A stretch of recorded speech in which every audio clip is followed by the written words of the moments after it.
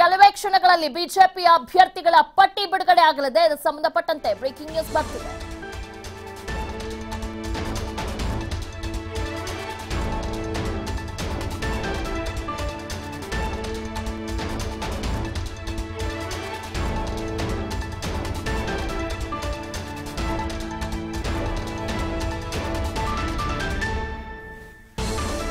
ಕೆಲವೇ ಕ್ಷಣಗಳಲ್ಲಿ ಬಿಜೆಪಿ ಅಭ್ಯರ್ಥಿಗಳ ಪಟ್ಟಿ ಬಿಡುಗಡೆ ಆಗಲಿದೆ. ಬೆಂಗಳೂರಿನಲ್ಲಿ ಬಿಎಸ್ ಯಡಿಯೂರಪ್ಪ ಹೇಳಿಕೆಯನ್ನ ನೀಡಿದ್ದಾರೆ. ಪಟ್ಟಿ ಬಿಡುಗಡೆಗೆ ನಾವು ಕಾಯ್ತಿದ್ದೇವೆ ಅಂತ ಬಿಎಸ್ವೈ ಹೇಳಿದ್ದಾರೆ. ಮಾಜಿ ಸಚಿವ ಮಾಲಕ ರೆಡ್ಡಿ ಭೇಟಿ ವಿಚಾರ ಸಂಬಂಧಪಟ್ಟಂತೆ 2-3 ದಿನಗಳಲ್ಲಿ ಮತ್ತೊಮ್ಮೆ ಭೇಟಿ ಮಾಡೋದಾಗಿ ಹೇಳಿದ್ದಾರೆ.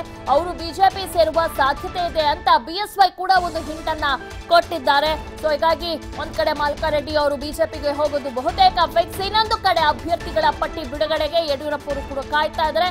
ಬಹುಶಃ ಇವತ್ತು ಬೆಂಗಳೂರಿನಲ್ಲಿ ಬಿಎಸ್ ಯಡಿಯೂರಪ್ಪ ಅವರು ಹೇಳಿಕೆ ನೀಡಿರುವ ಪ್ರಕಾರ ಇವತ್ತು ಸಂಜೆ ಅಷ್ಟೊತ್ತಿಗೆ ಪಟ್ಟಿಗೆ ಬಿಡುಗಡೆ ಆಗುವಂತ ಸಾಧ್ಯತೆಗಳು ಹೆಚ್ಚಿದೆ. ಹೀಗಾಗಿ ಎಲ್ಲೋ ಒಂದ್ ಕಡೆ ಅಭ್ಯರ್ಥಿಗಳಿಗೆ ಸ್ವಲ್ಪ ಢವಢವ, ನಮಗೆ ಟಿಕೆಟ್ ಸಿಕ್ಕಿರುತ್ತೋ ಇಲ್ವೋ ಎಂಬುದರ ಬಗ್ಗೆ ಒಂದು ರೀತಿಯ ಆತಂಕ ಇದ್ದೇ ಇರುತ್ತೆ.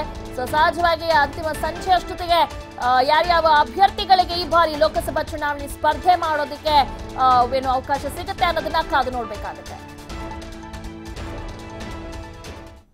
28 ಲೋಕಸಭಾ ಕ್ಷೇತ್ರಗಳ ಅಭ್ಯರ್ಥಿಗಳ ಪಟ್ಟಿ ಬಿಡುಗಡೆ ಆಗುತ್ತೆ. ನಾವು ಕಾಯ್ತಾ ಇದ್ದೀವಿ. ಒಂದು 2 ಗಂಟೆಯಲ್ಲಿ ಬಿಡುಗಡೆ ಆಗುತ್ತೆ. ಸರ್, ಮಾಲಕರು ಬೆಳಿಗ್ಗೆ ಬಂದಿದ್ರು, ಭೇಟಿ ಮಾಡಿದ್ರು. ಅವರು ನಾಳೆ ನಾಡಿದ್ದು ಬರ್ತೀನಿ, ಮತ್ತೆ ಬಂದು ಭೇಟಿ ಮಾಡಿದ್ರು. ಪಕ್ಷಕ್ಕೆ ಸೇರುವಂತ ಸಂಭವ.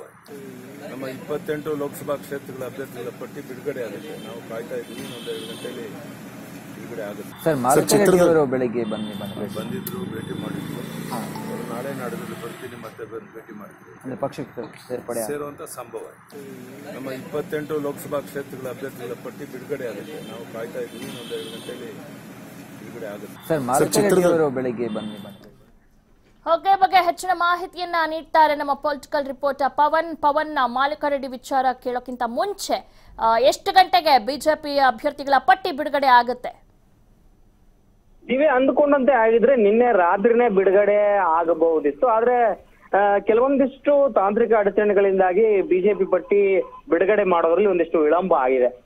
ಸದ್ಯಕ್ಕೆ ನಮಗೆ ಬಿಜೆಪಿ ಮೂಲಗಳಿಂದ ಸಿಕ್ಕಿರುವಂತ ಮಾಹಿತಿ ಪ್ರಕಾರವಾಗಿ ಈಗ ಯಡಿಯೂರಪ್ಪನವರು ಕೂಡ ಬಹಿರಂಗವಾಗಿ ಹೇಳಿದ್ದಾರೆ, ಇನ್ನೇನು ಕೆಲವೇ ಹೊತ್ತಿನಲ್ಲಿ ಬಿಜೆಪಿ ಅಭ್ಯರ್ಥಿಗಳ ಪಟ್ಟಿ ಬಿಡುಗಡೆ ಆಗುತ್ತೆ ಅನ್ನುವಂತ ಮಾತನ್ನು ಹೇಳಿರೋದ್ರಿಂದ ಸದ್ಯ ಇವತ್ತೇನೆ ಆಗುವಂತ ಸಾಧ್ಯತೆಗಳಿದೆ. ಮಧ್ಯಾಹ್ನ ಅಥವಾ ಸಂಜೆ ಆಗುವಂತ ಸಾಧ್ಯತೆಗಳಿದೆ.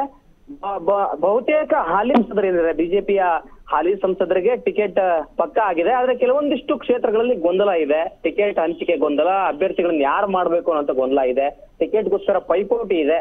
ಸೊ ಅಲ್ಲಿ ಆ ಕ್ಷೇತ್ರಗಳನ್ನ ಹೊರತುಪಡಿಸಿ ಹಾಲಿ ಸಂಸದರ ಎಲ್ಲಾ ಕ್ಷೇತ್ರಗಳಿಗೂ ಹಾಲಿ ಸಂಸದರಿಗೆ ಟಿಕೆಟ್ ಸಿಗುವಂತ ಸಾಧ್ಯತೆಗಳಿದ್ರಿಂದ ಮೊದಲ ಪಟ್ಟಿಯಲ್ಲಿ ಎಲ್ಲಾ ಹಾಲಿ ಸಂಸದರಿಗೆ ಟಿಕೆಟ್ ಸಿಗುವಂತ ಸಾಧ್ಯತೆಗಳಿದೆ. ಗೊಂದಲ ಇರುವಂತ ಕ್ಷೇತ್ರಗಳ ಒಂದು ಪಟ್ಟಿಯನ್ನ ಆಮೇಲೆ ಬಿಡುಗಡೆ ಮಾಡುವಂತ ಸಾಧ್ಯತೆಗಳಿದೆ. 1-2 ದಿನ ವಿಳಂಬ ಮಾಡಬಹುದು ಅಥವಾ ನಾಳೆ ನಾಡಿದ್ರಲ್ಲಿ ಬಿಡುಗಡೆ ಮಾಡಬಹುದು. ಈ ರೀತಿಯಾದಂತ ಪರಿಸ್ಥಿತಿಗಳಿದೆ. ಯಾಕಂದ್ರೆ ರೆಬೆಲ್ಗಳಾಗುವಂತ ಸಾಧ್ಯತೆಗಳಿರುತ್ತೆ ಟಿಕೆಟ್ ಸಿಗದೆ ಇದ್ದಿದ್ರೆ. ಸೊ ಅವ್ರೆಲ್ಲರನ್ನು ಕೂಡ ಮನವೊಲಿಸುವಂತ ಒಂದು ಸವಾಲು ಕೂಡ ಇರೋದ್ರಿಂದ ಯಡಿಯೂರಪ್ಪನವರು ಕೆಲವೊಂದಿಷ್ಟು ಗೊಂದಲ ಇರುವಂತ ಕ್ಷೇತ್ರಗಳನ್ನು ಹೊರತುಪಡಿಸಿ ಹಾಲಿ ಸಂಸದರ ಕ್ಷೇತ್ರಗಳು ಮತ್ತೆ ಪಕ್ಕ ಕಾನ್ಫಿಡೆನ್ಸ್ ಇರುವಂತ ಕ್ಷೇತ್ರಗಳು, ಗೊಂದಲ ಇರದೇ ಇರುವಂತ ಕ್ಷೇತ್ರಗಳ ಅಭ್ಯರ್ಥಿಗಳ ಒಂದು ಹೆಸರುಗಳನ್ನ ಇವತ್ತು ಪಟ್ಟಿಯನ್ನ ಬಿಡುಗಡೆ ಮಾಡಲಾಗುತ್ತೆ. ಯಡಿಯೂರಪ್ಪನವರ ಶಿಫಾರಸು, ರಾಜ್ಯ ಬಿಜೆಪಿ ನಾಯಕರ ಶಿಫಾರಸಿನಂತೆ ಬಿಡುಗಡೆ ಆಗುತ್ತೆ ಇವತ್ತಿನ ಒಂದು ಪಟ್ಟಿ. ಹೈಕಮಾಂಡ್ನವರು ಇವತ್ತು ಅಂತಿಮವಾಗಿ ಬಿಡುಗಡೆ ಮಾಡುವಂತ ಸಾಧ್ಯತೆಗಳಿದೆ. ದಿವ್ಯಾ, ಮಾಲಕ ರೆಡ್ಡಿ ಅವರು ಬಿಜೆಪಿ ಸೇರೋದು ಬಹುತೇಕ ಫಿಕ್ಸ್ ಅಂತ ಹೇಳಲಾಗ್ತಾ ಇದೆ. ಅದು ಕನ್ಫರ್ಮ್ ಆಗಿದ್ಯಾ? ಅಧಿಕೃತವಾಗಿ ಯಾವಾಗ ಹೇಳ್ತಾರೆ ಮಾಲಕ ರೆಡ್ಡಿ ಅವರು ಈ ವಿಚಾರವಾಗಿ? ಈಗ ಯಡಿಯೂರಪ್ಪನವರನ್ನ ಭೇಟಿಯಾಗಿ ಪಕ್ಷ ಸೇರುವ ಬಗ್ಗೆ ಮಾತುಕತೆಯನ್ನ ನಡೆಸಿದ್ದಾರೆ. ಸೊ ಡಾಲರ್ಸ್ ಕಾಲನಿ ನಿವಾಸದಲ್ಲಿ ಮಾತುಕತೆ ನಡೆದಿದೆ. ಸುಮಾರು ಅರ್ಧ ಗಂಟೆಗಳ ಹೆಚ್ಚು ಕಾಲ ಮಾಲಕ ರೆಡ್ಡಿ ಅವರು ಮಾತುಕತೆಯನ್ನು ನಡೆಸಿದ್ದಾರೆ. ಹೀಗಾಗಿ ಸದ್ಯದಲ್ಲೇ ಅವರು ಪಕ್ಷ ಸೇರುವಂತ ಸಾಧ್ಯತೆಗಳಿದೆ. ಅದಕ್ಕೆ ದಿನಾಂಕ ಮತ್ತೆ ಸ್ಥಳವನ್ನ ಸದ್ಯದಲ್ಲೇ ನಿಗದಿ ಮಾಡಲಾಗುತ್ತೆ. ಮಾಲಕ ರೆಡ್ಡಿ ಅವರು ಬಿಜೆಪಿ ಪಕ್ಷ ಸೇರ್ಲಿಕ್ಕೆ ಸಿದ್ಧರಾಗಿದ್ದಾರೆ ಅನ್ನುವಂತ ಮಾಹಿತಿ ಇದೆ. ಅದರ ಬಗ್ಗೆನೇ ಇವತ್ತು ಯಡಿಯೂರಪ್ಪನವರ ಜೊತೆ ಚರ್ಚೆಯನ್ನ ಮಾಡಿದ್ದಾರೆ. ದಿವ್ಯಾ. ಓಕೆ ಪವನ್, ಧನ್ಯವಾದಗಳು ತಮ್ಮ ಮಾಹಿತಿಗಾಗಿ.